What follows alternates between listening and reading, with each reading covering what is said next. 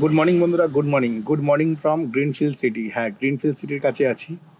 আর এখন সময় হচ্ছে 10:30। 2 কিলোমিটার খালি গাড়ি নিয়ে এলাম ডাকঘর থেকে। বুঝতে পারছি কি বলছি? এখন আমি গ্রিনফিল্ড সিটিতে আছি আর 2 কিলোমিটার খালি গাড়ি নিয়ে এলাম ডাকঘর থেকে। আর আজকের প্রথম ট্রিপ হচ্ছে, আমি আমার বাড়ি থেকে বেরিয়ে একটা আননোন প্লেসে গেছিলাম।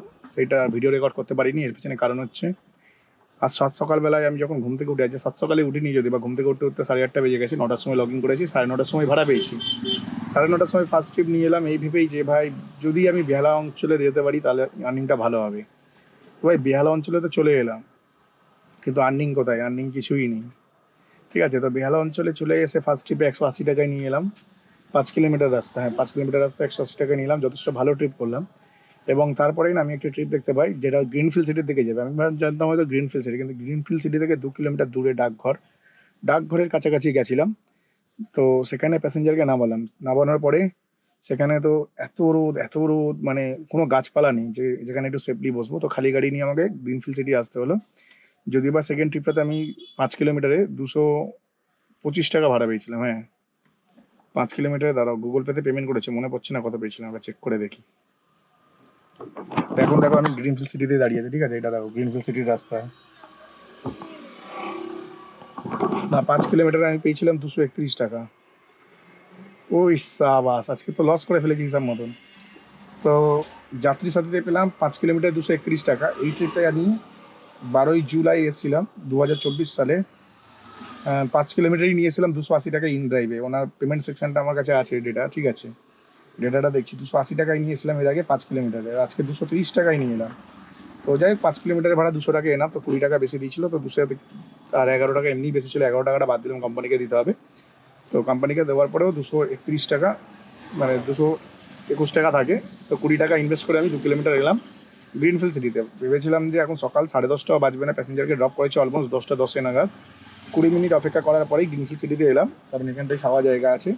কিন্তু এখানেও কতক্ষণ আমাকে বসতে দেবে জানি না, কারণ ওপারের লেনটা বন্ধ আছে, ওপারের লেনে পাইপ লাইনে কাজ চলছে, আর এপারের লেনটা দিয়ে ডবল গাড়ি যাচ্ছে, মানে একটা লেন দিয়ে যাওয়া আসা হচ্ছে। তো আমি ছাওয়াতেই দাঁড়িয়ে আছি, ভালো জায়গাতে দাঁড়িয়ে আছি, কতক্ষণ দাঁড়াতে দেবে সেটা বোঝা মুশকিল। আর এখান থেকে ট্রিপ পাচ্ছিলাম, এখান থেকে মহেশতলার ট্রিপ পাচ্ছিলাম ইডেন সিটি। তো ইডেন সিটি গেলে পরে ভাই আর বাড়ি ফিরতে হবে না, আর আরও ব্যবসা গাদায় চলে যাবে। তার থেকে ভালো যেখানে দাঁড়িয়ে আছি এখানে দাঁড়িয়ে থাকি। তাই আমি ইডেন সিটির ট্রিপটা নিয়ে নিই। ইডেন সিটির ট্রিপটা মনে হয় অন্য কেউ নিয়ে নিয়েছে। হ্যাঁ, ইডেন সিটির ট্রিপটা অন্য কেউ নিয়ে নিয়েছে, কোনো যায় আসে না।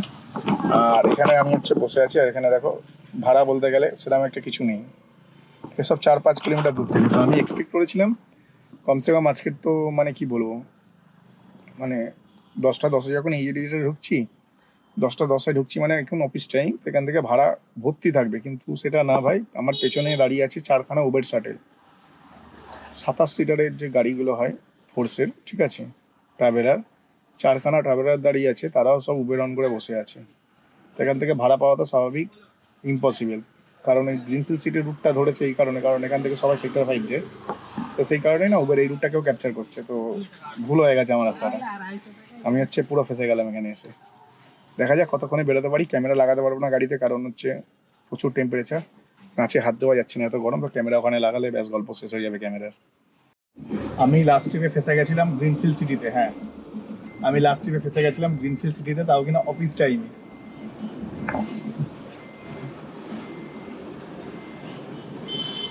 তো বুঝতে পারছি আমি লাস্ট ট্রিপে ফেসে গেছিলাম গ্রিনফিল্ড সিটিতে, তাও কিনা অফিস টাইমে। তারপর আমি কি করব, অ্যাট লাস্ট আমি ওখান থেকে একটি ভাড়া পাই 8 কিলোমিটারের। হ্যাঁ, 8 কিলোমিটারের ভাড়া পাই 290 টাকায়।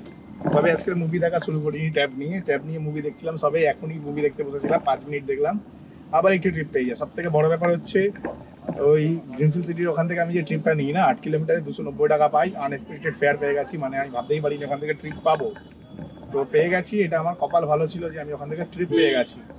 এবং তারপরে আসে আসল মজাটা, মানে ট্রিপ তো পেয়ে গেলাম, এবারে হচ্ছে মেন মজা হচ্ছে যেখানে নামালাম সেটা একদম পুরো অফ সাইড, মানে মুসলিম এরিয়া, বুঝতে পারছো তো, পুরো অফ সাইড পুরো। মানে একটিও ট্রিপ পাওয়ার আশা ছিল না, তো সেখানে আমি জ্যামের মধ্যে দাঁড়িয়ে দাঁড়িয়ে আবার একটা ট্রিপ পেয়ে যায় আমার অপছন্দ জায়গাতে। হ্যাঁ, মানে যেখানে আমি এসেছি এখন সেটাও একটা অফ সাইড। এখানে বসে আমি সবে 5 মিনিট সিনেমা দেখেছি, হ্যাঁ সবে 5 মিনিট সিনেমা দেখেছি।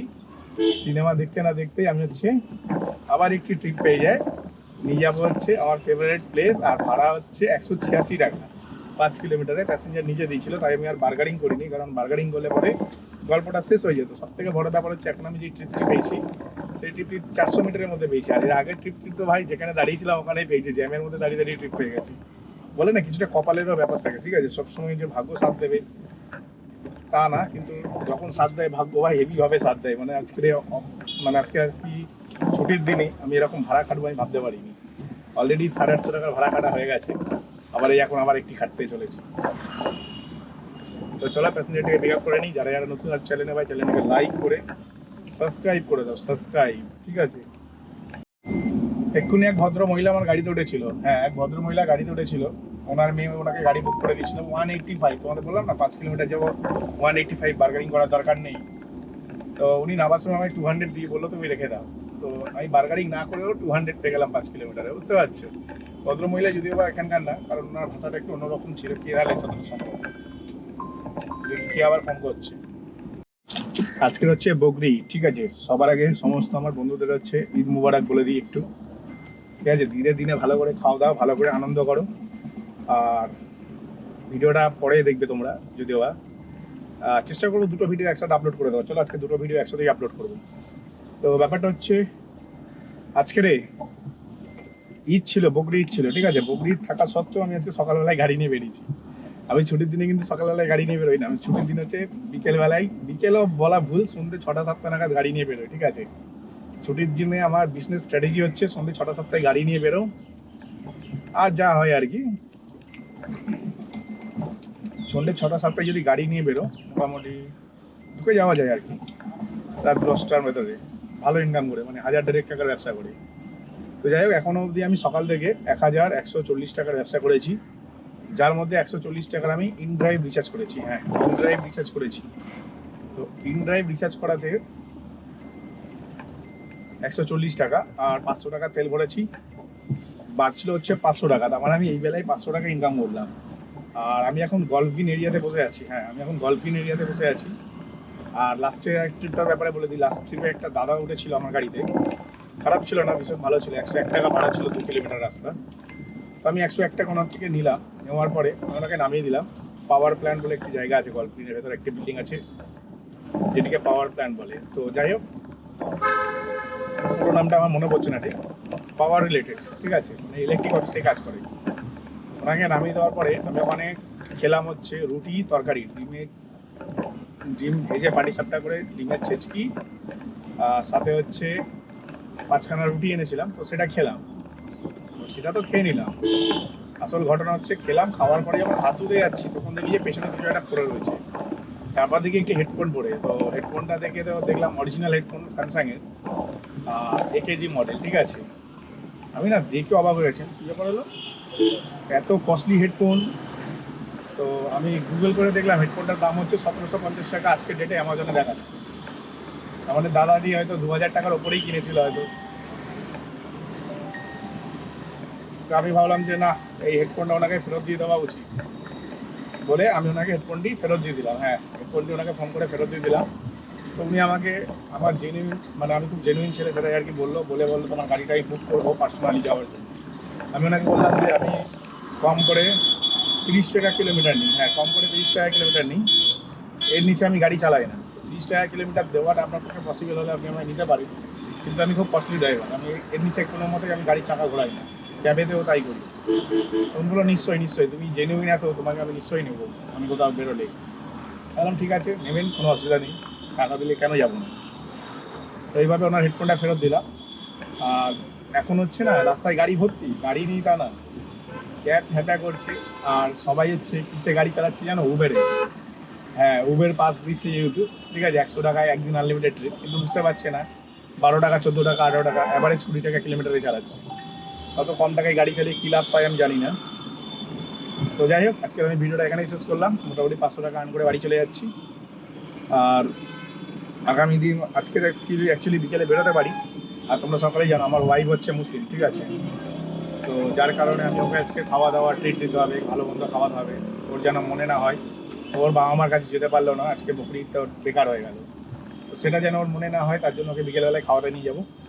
তো বিকেলবেলায় খাওয়াতে নিয়ে যাওয়ার পরে যদি আমি ট্রিপ করতে পারি মানে কাজ করতে পারি, কাজে বেরোবো। সত্যি কথা বলতে কাজে বেরোনো এনার্জি নেই, রোজই তো পরিশ্রম করছি, একদিন আমি ছুটি করি না।